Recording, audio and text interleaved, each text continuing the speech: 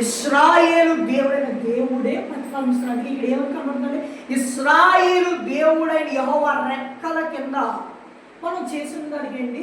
ఏ పనైనా చేయము. ఎవరి కొరకు చేయాలి? దేవుడి కొరకే చేయాలి.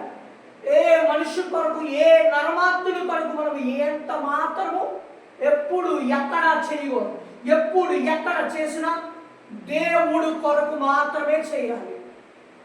No expectations anyone. ఎవరి మీద మనము ఎక్స్పెక్టేషన్స్ పెట్టుకోవాలి, ఏది ఆశించుకోవాలి. అందుకే నువ్వు దేవుడు మీదే ఆధారపడాలి.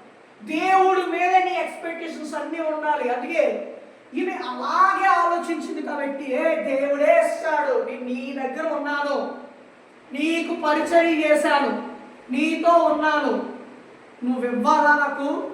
నువ్వు ఇచ్చింది నాకు సరిపోదేమో, కానీ నా దేవుడైన యెహోవా రెక్కల కింద నేను స్వస్థంగా ఉన్నట్టుగా ఆయన నాకు సంపూర్ణమైన బహుమానము ఇచ్చెను. ఎవరికి? ఆమెకి ఇచ్చాను. ఆమెకి ఇచ్చాను అంటే రూతుకి ఇచ్చాను. మనకి ఇస్తాడండి. మనం దేవుడికి నమ్మకముగా ఉంటే, నమ్మకమైన వానికి మెండైన దేవుళ్ళు కలిగితే దేవుడు వాక్కు చెప్తుంది. నువ్వు ఎక్కడ ఉన్నావో అక్కడ నమ్మకంగా ఉండు. వారి కొరకు నమ్మకంగా ఉండగా, వారు ఏదో అంటారని నమ్మకంగా ఉండక, వారు చూస్తున్నారు అని నమ్మకంగా ఉండక, దేవుడి కొరకు నమ్మకంగా ఉండాలి.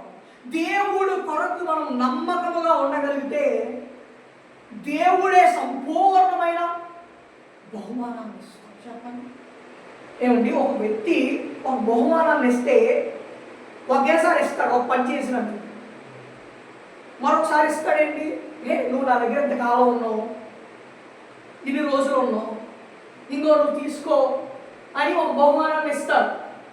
అది కొన్ని రోజులు, కొన్ని నెలలతో ఆ బహుమానానికి సంబంధించిన వెల వారు ఇచ్చారు, నువ్వు పుచ్చుకున్న ఆ వెల నీ దగ్గర అయిపోద్ది. అదే నువ్వు దేవుడు కొరకు ఏ పని చేసినా, చెప్పండి, దేవుడి కొరకు మనము ఏ పని చేసినా దేవుడే బహుమానాలు ఇస్తాడు. ఎవ్వరి వైపు చూడవు. చెయ్యి, దేవుడి కోసం చెయ్యి. అక్కడ దేవుడు కొరకు ఉన్న, అక్కడ దేవుడు కొరకు పని చేయి. అక్కడ మనుషుల కొరకు కాదు, మనుషులు చూస్తున్నారని కాదు, దేవుడు కొరకే ఉండాలి, దేవుడు కొరకే పని చేయాలి. దేవుడు కొరకు ఉన్నావు, దేవుడు కొరకు పని చేసావు కాబట్టి దేవుడే మనకి బహుమానాలు ఇస్తాడు. దేవుడు ఒకరోజు ఇస్తాడేంటి బహుమానం, రోజు ఇస్తాడేంటి చెప్పండి, జీవితాంతం ఇస్తాడు. ఎందుకు? ఆయన దేవుడు కాబట్టి. దేవుడికి మీరు ఏమైనా చేస్తున్నారా? దేవుడు మందిరంలో ఏమైనా పని చేస్తున్నారా? దేవుడు పని ఏమైనా చేస్తున్నారా? ఒక్కసారి ఆలోచించండి. ఎప్పుడు నేనే, నా కుటుంబమే, నాదే అని కొంటున్నారా? లేదా దేవుడు మందిరానికి వస్తున్నాను, నేను దేవుడు పరిచయం చేయాలి, నేను దేవుడికి పరిచయం చేస్తే నా పాస్టర్ గారు ఏమన్నా ఇస్తారేమో ఎప్పుడు అనుకోవడం. దేవుడు ఇస్తాడని చేయాలి. చిన్న పని చేసినా దేవుడే ఇస్తాడు. ఆమె ఆ బహుమానం ఒక్కరోజు ఉంటుంది. ఒకవేళ ఈ లోకంలో ఏ బహుమానాలు ఉన్నా, ఏమి ఇచ్చినా సరే, అవన్నీ కూడా మన దగ్గర ఉండవేంటి? మన దగ్గర ఉండవు, మన దగ్గర అయిపోతుంది. దేవుడు ప్రతిరోజు ఇస్తాడు. ఎప్పుడు కావాలంటే అప్పుడు, ఏది కావాలంటే అది. మన దేవుడు మనకి ఇచ్చేవాడిగా ఉన్నాడు. అందుకే ఇచ్చేవాడిగా ఉన్నాడు అంటే కనుక ఎప్పుడు కూడా ఈమె ఎలా ఉన్నది అంటే కనుక ఒకసారి ఈ వచ్చిన ఒకటి చదవండి, అయిపోయింది. 3వ అధ్యాయము, రూతు 3వ అధ్యాయము 10వ వచనం. అతడు నా కుమారి, నీవు యెహోవా చేత నీవు దీవెన నొందిన దానివి, కొద్దివారిగానే గొప్పవారివే గాని వెంబడింపక ఉండవలసిన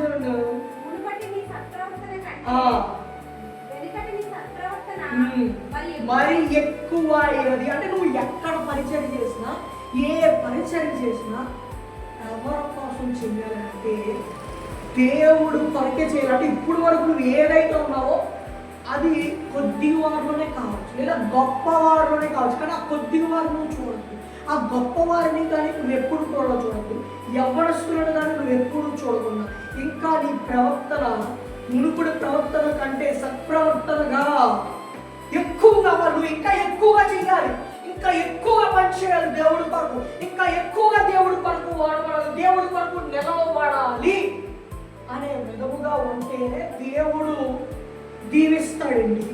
దేవుడు మనం దీవిస్తాడు. యెహోవా చేత దీవెన పొందినవు, యెహోవా చేత దీవెనను దేవుడు ఒక రోజు దీవిస్తాడా?